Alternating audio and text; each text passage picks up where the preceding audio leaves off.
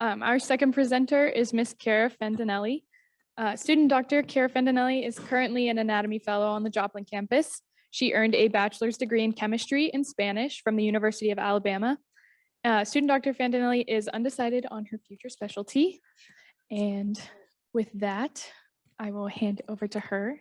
All right. Good afternoon, everyone. Thank you very much to KCU for allowing me to present this research. Today, I'll be presenting the findings from a case study that I've been exploring this year on a popliteal artery aneurysm. So let's meet our patient. We have a 75-year-old white male cadaver with an approximate height of 6 feet and weighing 200 pounds. The past medical history provided by our gift body donor program reveals a coronary artery bypass graft surgery, liver and kidney cysts, as well as kidney stones. Their cause of death was listed as chronic hypoxemic respiratory failure. And then during dissection of the posterior thigh and popliteal fossa as part of our school's human anatomy curriculum, a fusiform popliteal artery aneurysm was discovered in the right popliteal fossa. At its widest location, this aneurysm measures 29.9 millimeters in diameter, a width that's 2.8 times the non-dilated artery width of 10.5 millimeters. And this aneurysm runs a length of 108 millimeters. Looking at our risk factors and associated issues, our patient is at risk for developing a popliteal artery aneurysm due to his sex, older age, and race. And while it's not stated that the donor experienced atherosclerosis, his history of a cabbage procedure supports this possibility. Other risk factors that may apply to the donor but are not verified are a family history of aneurysms, the history of smoking, high blood pressure, and a connective tissue disorder such as Marfan or Ehlers-Danlos. The incidence of popliteal artery aneurysms is 1%, and this is the most common peripheral aneurysm. Associated pathology with popliteal artery aneurysms, first and foremost, includes abdominal aortic aneurysms. Patients with popliteal aneurysms will develop a AAA 40% of the time. Popliteal artery aneurysms are usually bilateral, and they're associated with any other aneurysm. Complications from these aneurysms include lower extremity ischemia and limb loss, as well as other complications of circulation. So further investigating the popliteal artery aneurysm, the left popliteal fossa was dissected for comparison and is shown in the leftmost image. This uncovered a second left popliteal artery. Tracing both of these arteries in the left popliteal fossa shows a convergence of the two, which rules out early branching. Sutures and surgical pins were found at both ends of these vessels, so the two left popliteal arteries are the likely result of a femoral popliteal bypass. This bypass ran a length of 119 millimeters and is marked by the two yellow pins. Further cleaning of the right popliteal fossa, pictured in the rightmost image, produced a second femoral popliteal bypass, and this was immediately distal to the aneurysm. The right bypass ran 64 millimeters long and is again marked by our two yellow pins. Upon opening the aneurysm, a clot was removed. No lines of Zahn were noted. However, the outer edges of the clot show a plaque-like buildup. The bilateral femoral popliteal bypass indicates vessel blockage. This may be due to atherosclerotic changes, but this bypass is also used as therapy for popliteal aneurysms. Due to the nature of a cadaveric case study and the limited medical history provided, it's not known how long ago the bypass was performed, and if the donor was even aware of his current popliteal aneurysm. So after investigating our initial finding of this case study, we want to explore the rest of this donor's anatomy for any other findings that might provide more insight into their history. In the musculoskeletal system, there was no evidence of lower limb ischemia or any abnormal findings in the upper extremity.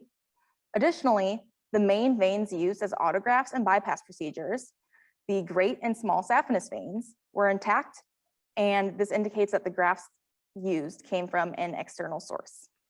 In the head and neck region, the donor's basilar artery at the level of the pons measured 4.7 millimeters in diameter.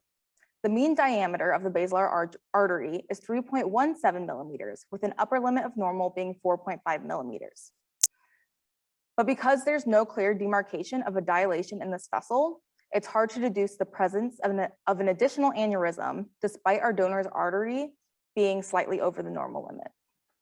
As stated in the donor's provided medical history, dissection of the heart confirmed a coronary artery bypass graft, and there were no valvular defects noted. The ascending aorta is a common location for aneurysms and connective tissue disorders. However, the upper limit of normal for males over 65, which our donor is 45 millimeters in diameter. Looking at our donor, their ascending aorta diameter is 33 millimeters, so it's within the normal limits.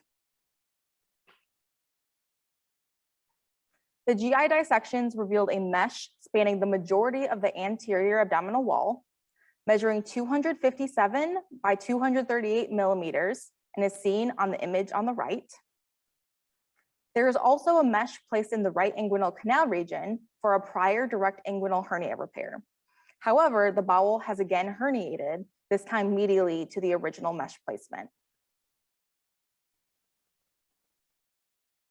With dissection into the peritoneum, we located a current abdominal aortic aneurysm, along with evidence of a previous AAA repair.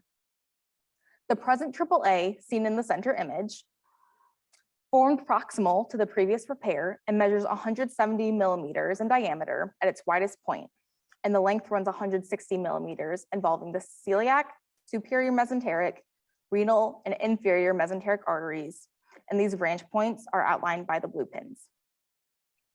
Examining the previous AAA repair site in the rightmost image, sutures and surgical clips were found just distal to the inferior mesenteric artery to the level of the aortic bifurcation.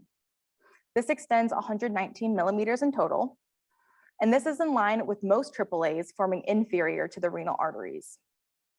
Currently, the repair site has formed two distinct dilations. The superior dilation measures 75 millimeters in length, 4.5 in diameter, and the inferior dilation exists mainly on the right side of the lower abdominal aorta and extends into the right common iliac. This measures 62 millimeters in length and 41.7 millimeters in diameter.